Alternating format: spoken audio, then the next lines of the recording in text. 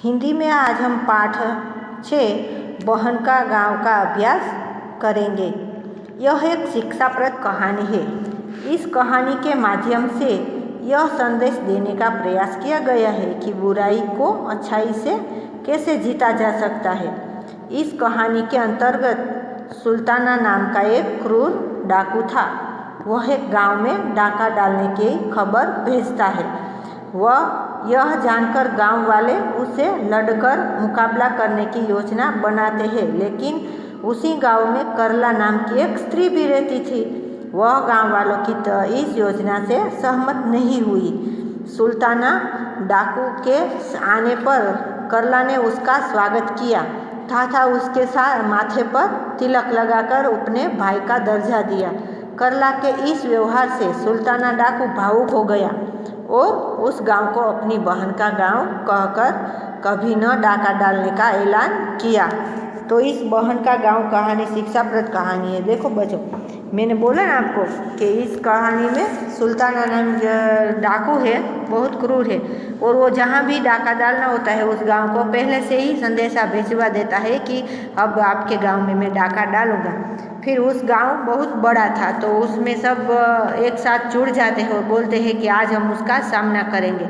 फिर उस गांव में एक स्त्री भी रहती थी जिसका नाम था करला। तो वो बोलती है कि नहीं, वो उसके साथ सहमत नहीं हुई, वो सब गांव वालों से अलग हो गई और वो बोलती है कि मैं उसको अपने भाई का प्रेम देकर उसको रोकने की कोशिश करूँगी। तो हम देखते हैं आगे कि उसने क्या किया। देखो चित्र भी दिखाई दे रहा है ना, पूरे गांव वालों के एक साथ इकट्ठे हुए हैं और सब योजना बना रहे हैं कि हम उस डाकू के साथ कैसे लड़ेंगे। एक क्रूर डाकू था, उसका नाम सुल्ताना था। उसको मरे वर्षों बीत गए, पर उत्तर प्रदेश की पश्चिमी जिलों में अब भी हर आदमी को उसका नाम याद है। देखो एक डाकू था, ये सत्य घटना है कि उत्तर प्रदेश के पश्चिमी जिलों में अब भी उस आदमी का नाम आज भी याद करते हैं, क्योंकि पहले के ज़माने में ऐसे डाकू हुआ करते थे तो वो उसको आज भी सब याद करते हैं। जब वह जीवित था तब लोग उसका नाम लेते ही डर के मारे थर थर काँपते थे, क्योंकि कोई भी क्रूर व्यक्ति होते हैं तो उसका नाम लेने से भी हमें डर लगता है। सुल्ताना डाका डालने का तरीका भी निराला था। वह डाका डालने से पहले कई दिन पहले उस गांव में जिसमें डाका डालना होता था वो खबर भेज देता था कि मैं इस दिन डाका डालने आऊँगा, और ठीक उसी दिन वह आ धमकता था, यानी वहाँ आ पहुँचता था। एक बार उसने एक गांव में डाका डालने की खबर भेजी। गांव बड़ा था और उसके निवासी भी बलवान थे। गांव वालों ने डाकू सुल्ताना का मुकाबला करने के लिए एक योजना बनाई कि सब लोग उस दिन अपने अपने मकान बंद कर रखेंगे और जब सुल्तान आएगा तो बंदूक वाले अपनी छत पर से बंदूक चलाएंगे, कोई भी घर से बाहर नहीं निकलेगा। देखो सब गांव वाले थे, वो ऐसे डरपोक नहीं थे, वो सब बलवान थे।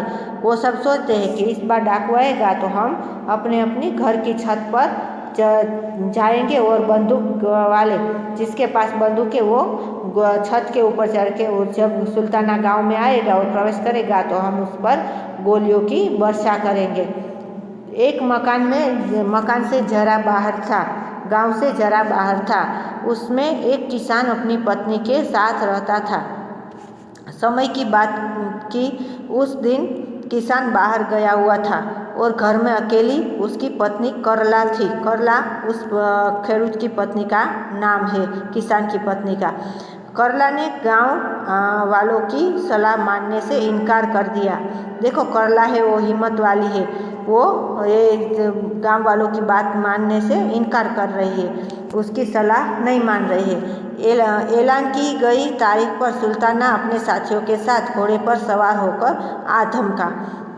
ऐलान किया यानी संदेशा भिजवाया था ना सुल्ताना ने कि मैं इस दिन आपके गांव में आऊँगा और लूट चलाऊँगा। उसका रास्ता भी करला के मकान की तरफ से ही खुला हुआ था और दरवाजे पर करला खड़ी थी। उसका रास्ता यानी कि गांव में जाने का रास्ता था, वो करला के घर के मकान की तरफ से ही जा रहा था और मकान खुला था और दरवाजे पर करला खड़ी थी। देखो चित्र में दिखाई दे रहा है कि कितने सारे डाकू आए हैं और सुल्ताना भी खड़ा है और वो खेड़ूत की पत्नी है, उसका घर दिख रहा है आपको और वो उसका स्वागत कर रही है। हम आगे देखते हैं। सुल्ताना ने कड़क कर पूछा, तू यहाँ क्यों खड़ी है? करला ने निडरता से कहा, भैया आपका इंतजार कर रही हूँ। सुल्ताना जोर से हंस पड़ा, तू मेरा इंतजार क्यों कर रही है? करला ने शांति से उत्तर दिया, भैया आज का दिन ही इंतजार का है। सुल्ताना कुछ मतलब नहीं समझा। वह उसके घर की तरफ बढ़ा और उसने देखा करला के घर का आंगन फूलों से सजा हुआ है। चौकी पर एक थाल है जिसमें रोली, चावल, लड्डू और नारियल रखे हुए हैं। देखो सुल्ताना डाकू है, वो आ रहा था, इसलिए करला बहुत होशियार थी। उसने पहले से ही सब अपने आंगन में तैयार किया था। आंगन फूलों से सजाया था, रंगोली की थी और एक थाल था जिसमें चावल, रोली यानी वो तिलक करने के लिए होता है ना, वो लड्डू और नारियल सब रखे हुए थे। सुल्ताना ने हैरानी से पूछा, ये सब क्यों रखे हैं? करला ने कहा, आपको पता नहीं, आज भैया दूज है।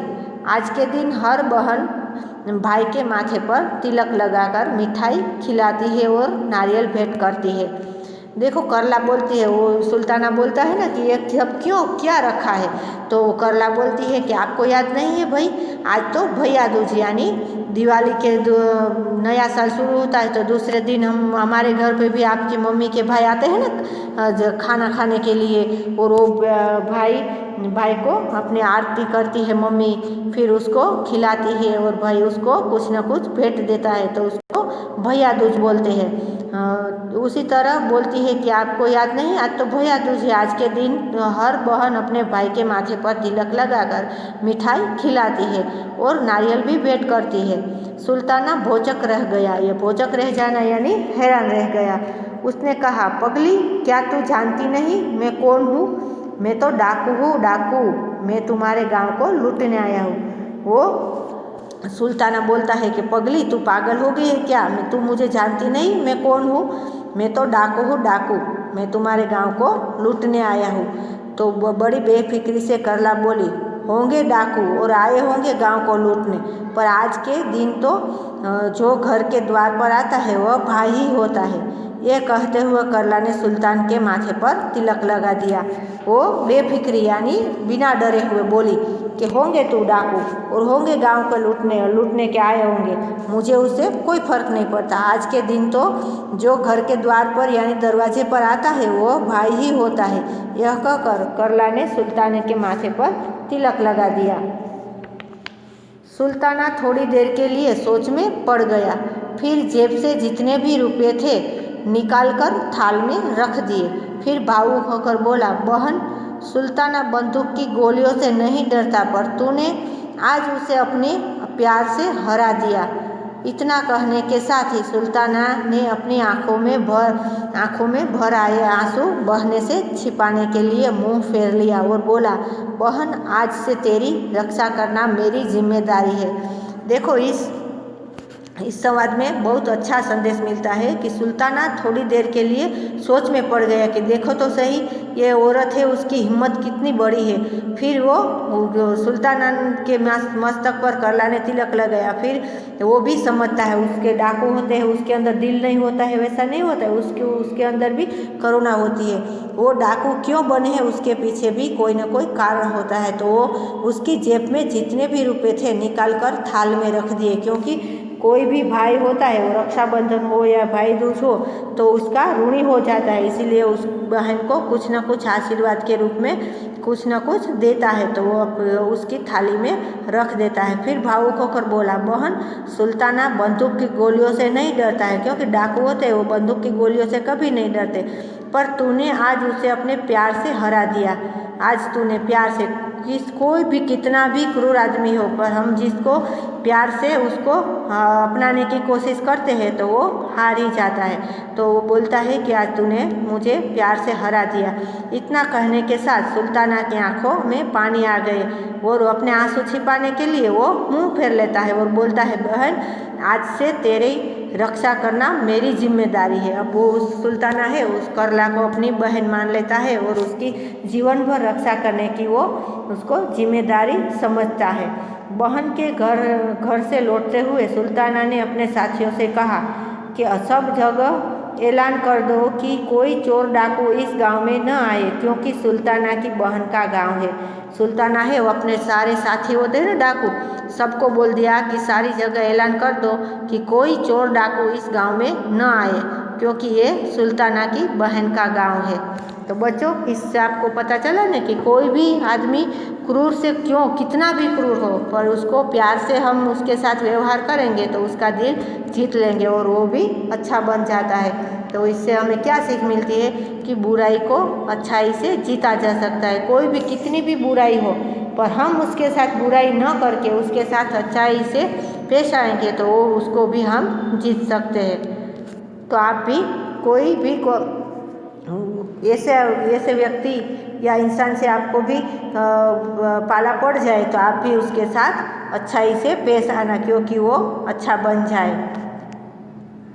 चलो बच्चों, हमने पाठ समझ लिया। अब हम देखते हैं शब्द अर्थ यानी वर्ड मीनिंग। तो हम देखते हैं पहला शब्द है निराला, अद्भुत, यूनिक, UNIQUE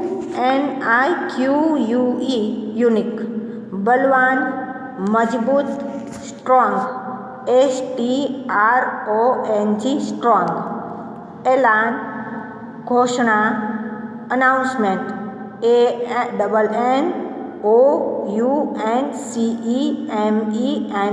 अनाउंसमेंट। फिर है निवासी, नगर में रहने वाले, जो नगर यानी शहर उसका गांव होता है उसमें रहते हैं उसको नगर में रहने वाले बोलते हैं। रेसिडेंट्स, RESIDENTS रेसिडेंट्स, शांति से, धीरता या आराम से, पीसफुली, PEACEFULLY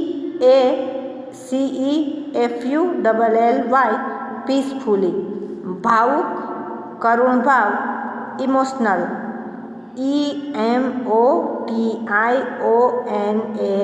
इमोशनल, बेफिक्री, बिना फिक्र के, केयरलेसनेस, CARELESSNESS केयरलेसनेस, खबर, सूचना, इंफॉर्मेशन, INFORMATION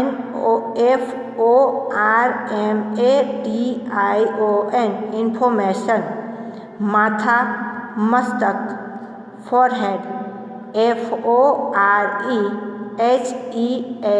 फोरहेड, कड़क कर, ऊंची आवाज में, लाउडली, LOUDLY लाउडली, निडरता से, बिना डरे,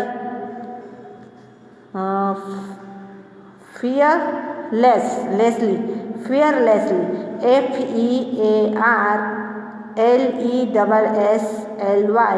fearlessly, भौचक, हैरान, सरप्राइज्ड, SURPRISED सरप्राइज्ड, योजना, तरकीब, प्लानिंग, PLANNING प्लानिंग।